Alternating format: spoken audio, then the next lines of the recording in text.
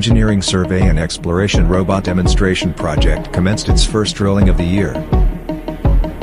Using new ED300 robot, the borehole reached a depth of 45.1 meters. This follows the successful 5,000-meter validation borehole by the ET300 in 2024, marking the start of widespread market application and digital intelligence surveying for the ET300.